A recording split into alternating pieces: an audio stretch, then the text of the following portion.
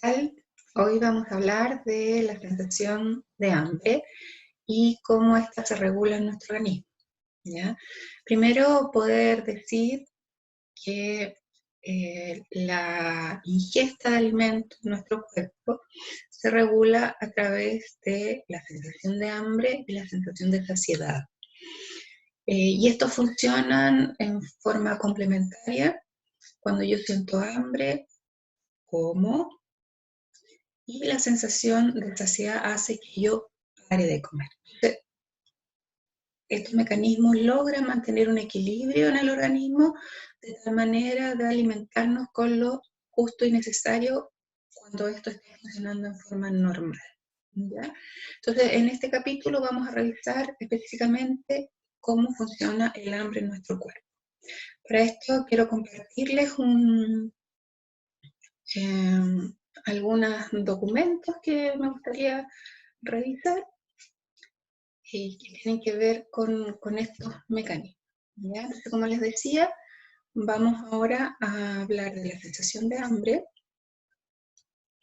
El hambre es una sensación física que tiene distintos mecanismos de regulación, ¿ya? Uno de estos mecanismos se da a nivel de nuestros vasos sanguíneos y tiene que ver con el contenido de nutrientes que hay en la sangre. Ya acá tienen un vaso sanguíneo y en estos vasos sanguíneos hay unos pequeños aparatos que se llaman receptores que captan la cantidad de nutrientes en el torrente sanguíneo. ¿Ya? En este caso vamos a hablar específicamente de la glicemia. ¿Ya? La glicemia es la cantidad de azúcar, de hidratos de carbono que hay en nuestra sangre. ¿Ya?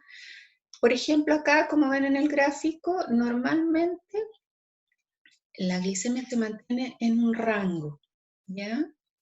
Cuando sale de este rango, por ejemplo, si baja más de lo habitual, lo que va a pasar es que los receptores con los que ya les había mencionado captan esta señal, la mandan a través de una neurona, que es una neurona sensorial, al cerebro, ¿ya?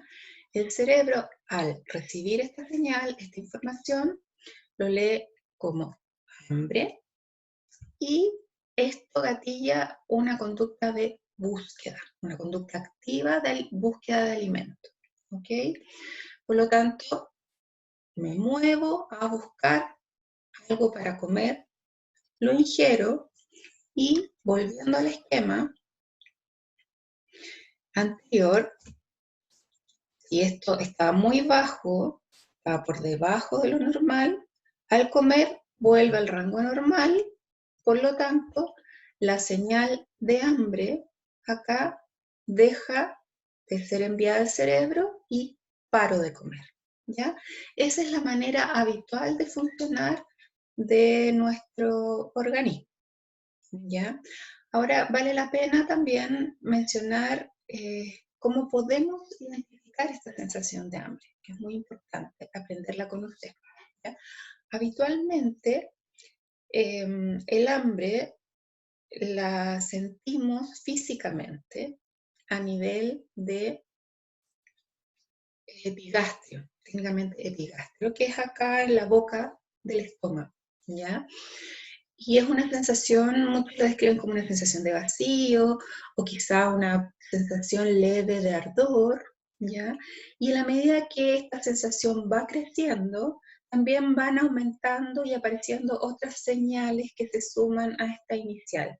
Por ejemplo, la sensación de más movimiento peristáltico, o sea, el intestino se mueve más, por lo tanto nos cruje el estómago, ¿ya? Como lo diríamos en un lenguaje más popular. Y además, si esto se prolonga aún más en el tiempo, puede empezar a aparecer, por ejemplo, síntomas como dolor de cabeza o sensación de debilidad, cierto temblor, ¿ya?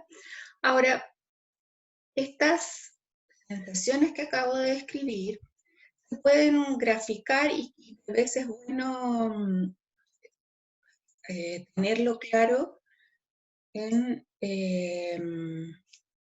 un gráfico, ¿ya? Para hacerlo mucho más evidente. Y en ese aspecto, lo que uno puede percibir, lo puede reflejar en una escala, ¿ya? Que se las voy a mostrar en este momento. Déjenme revisar acá.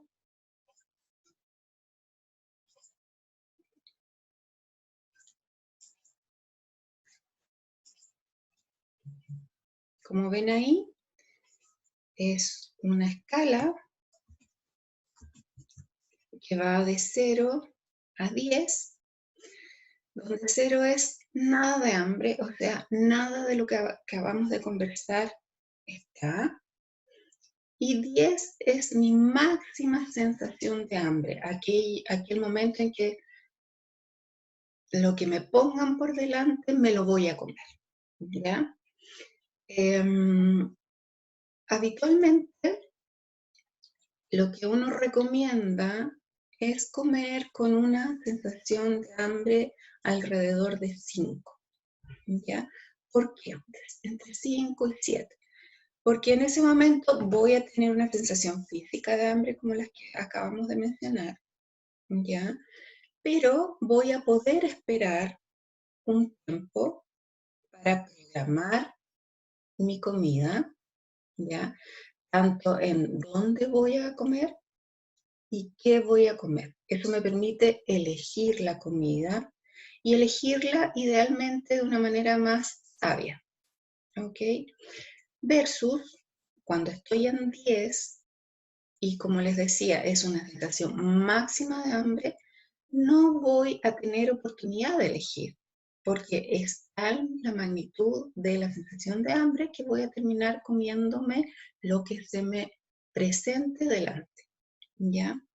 Por lo tanto, el poder trabajar con esta escala y ejercitarla es una herramienta que nos puede permitir regular nuestra ingesta y conocerla también. Y por eso los invito a probar las distintas sensaciones de hambre y poder darles un número dentro de esta escala.